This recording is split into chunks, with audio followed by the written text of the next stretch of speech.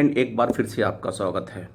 Friends, जैसा कि आप जान रहे हैं कि अभी कैबिनेट की रिशफलिंग हुई है और उसमें कुछ महत्वपूर्ण बातें ऐसी हैं जो मिनिस्ट्री ऑफ फाइनेंस में हुई हैं। Government has dismerged the Department of Public Enterprises DPE with the Finance Ministry to give it a better control over state-owned firms and facilitate its ambitious privatization program। ये जो government ने public enterprises department of public enterprises को उसने क्या हुआ है कि ministry of finance में इंक्लूड कर लिया है। अब मिनिस्ट्री ऑफ फाइनेंस में 6 ऐसे वर्टिकल हो गए हैं जो गवर्नमेंट डील करती है: economic affairs, investment, expenditure, revenue and the disinvestment.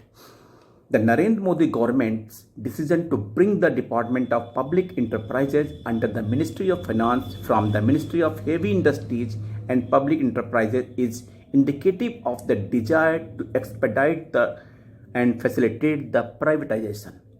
If the government succeed in selling public sector undertaking PSU, also called public enterprises, and public sector enterprises, it will be a big boost to reforms. Bringing the DPE under the Finance Ministry will help the smooth transition of public sector undertaking from state-run entities to private companies.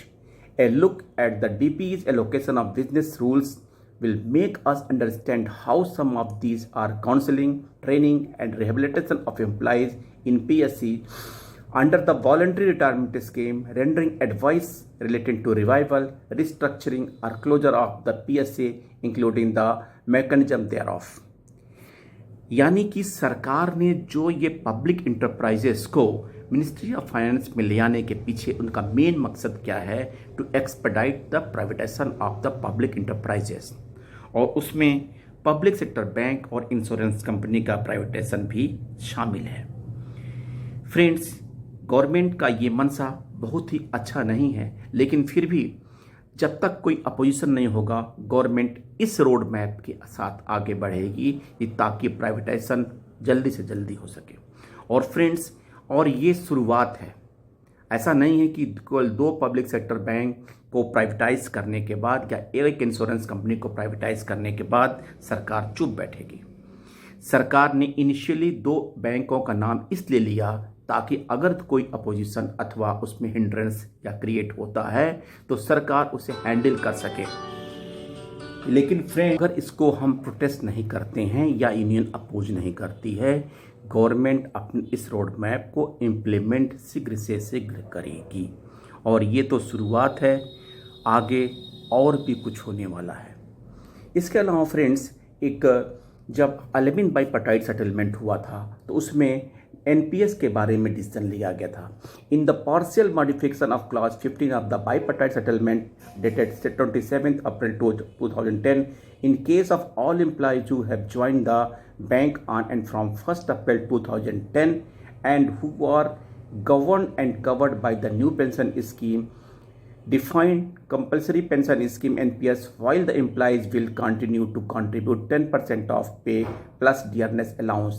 The bank, including SBI, will make a contribution of 14% of pay and dearness allowance from the date of settlement, subject to approval of government.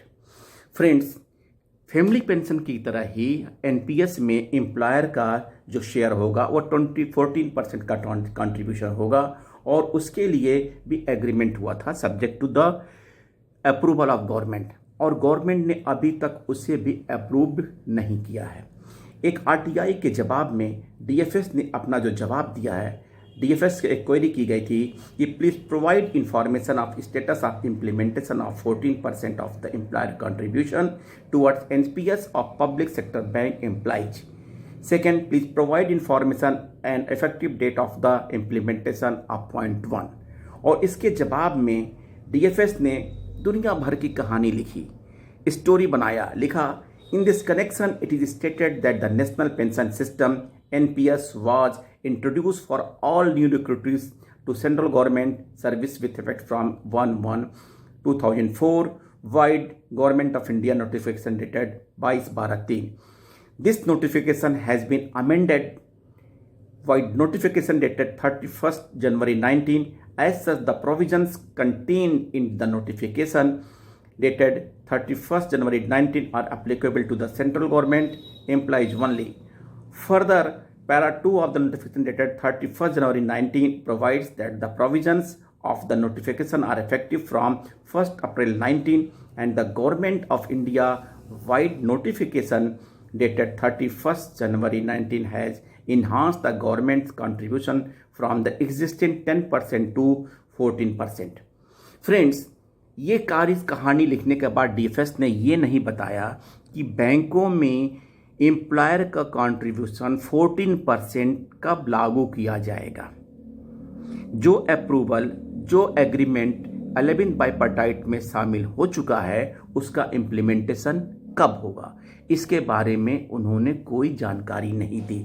यानी कि RTI में अगर आप कोई application लगाते हैं तो department सही जवाब देने के बजाय उसे घुमा फिरा कर ऐसा जवाब देता है जिसका कोई भी मतलब ना हो, कोई तात्पर्य ना हो। यानी कि एनपीएस का कंट्रीब्यूशन 14% पीएसबी में कब लागू होगा, डीएफएस को नहीं पता। And it means DFS has not given any approval to the IBA for further displaying to the concerned banks, all the nationalized banks and PSBs. Friends, ये घोर लापरवाही कह सकते हैं अथवा ये कह सकते हैं कि part of DFS is very poor response. इसके अलावा अभी IBA के साथ यूनियन ने, यूएफबीयू ने मीटिंग करके जो इंश्योरेंस प्रीमियम के बारे में डिस्कस किया, इसमें सर्विंग एम्प्लॉय और रिटायर्ड एम्प्लॉय दोनों के बारे में बातचीत किया। यूएफबीयू ने इस बात को, क्योंकि नवंबर से इंश्योरेंस प्रीमियम फिर से ड्यू हो जाएगा रिन्यूअल के लिए, इसके बारे में चर्चा किया। लेकिन चर्चा में मुख्य बिंदु जैसे होते हैं टीपीए को टाइम से क्लेम करना चाहिए, प्रीमियम एक साथ में 2 और 3 साल के लिए होना चाहिए, प्रीमियम रिड्यूस होना चाहिए और क्लेम जल्दी पास होना चाहिए, लोगों को परेशान नहीं होना चाहिए, टीपीए को चाहे एक टाइम फ्रेम बनाए उसके अंदर पेमेंट करें, ये सारी बातें हैं। लेकिन फ्रेंड्स, आप सोचिए कि अगर पिछले कई सालों से जब भी इंश्योरेंस प्रीमियम की बात आती है तब ऐसा ही मीटिंग होता है, लेकिन अल्टीमेटली हमारा जो प्रीमियम है वो बढ़ के आता है। सर्विंग एम्प्लॉय का तो प्रीमियम बैंक्स पे करती है तो उन्हें उतना बर्डन नहीं, उन्हें किसी प्रकार का बर्डन नहीं होता है, लेकिन रिटायर्ड एम्प्लॉइज़ के लिए हमेशा ये रेट दोगुना हो जाता है। अब यहाँ 2 बातें हैं। ये कहती है कि एक साथ 2 या 3 साल का करने के लिए प्रेफरेंस, लेकिन बताइए 2-3 साल जब रिटायर्ड एम्प्लॉई यानी कोई भी अगर प्रीमियम पर ईयर के हिसाब से 10,000 रुपीज़ भी होगा तो 3 साल का वो 28,000 रखेंगे। तो एक साथ एक मुश्त कोई भी रिटायरीज कैसे दे सकता है, यानी कि नहीं दे पाएगा। और उस क्राइसिस में जबकि उसके पेंशन, उसकी फैमिली पेंशन न बढ़ने वाली है न बढ़ रही है, ऐसे में इस तरह का मांग करना ठीक नहीं है। केवल मांग ये होनी चाहिए कि प्रीमियम कम हो, रिड्यूस हो और सुविधाएं बढ़े, नंबर ऑफ हॉस्पिटल्स बढ़ें, जैसा कि यूनियन ने डिमांड किया है, नंबर ऑफ हॉस्पिटल्स बढ़े, नंबर ऑफ डिजीज कवरेज बढ़े और उनका क्लेम सेटलमेंट का परसेंटेज 90 to 100% हो, तब जाके ये सफल होगा। अदरवाइज तो कोरोना के हिसाब से हमेशा प्रीमियम और बढ़ा दिया जाएगा, कवरेज भले कम हो और रिटायर्ड एम्प्लॉय इस क्राइसिस को फेस कर रहे हैं पिछले 5-7 साल से और आगे भी फेस करने के चांसेस हैं, क्योंकि यूनियन का रोल इसमें बहुत ही सेटिस्फैक्टरी नहीं है। पहले भी नहीं था, अब भी नहीं था, और आईबा का रोल भी नहीं है, क्योंकि आईबीए केवल मीटिंग करके फिर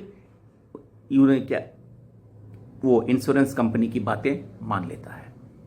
तो friends, these are the updates. फिर आपको नए अपडेट के साथ फिर मिलेंगे, तब तक के लिए thank you friends, thank you.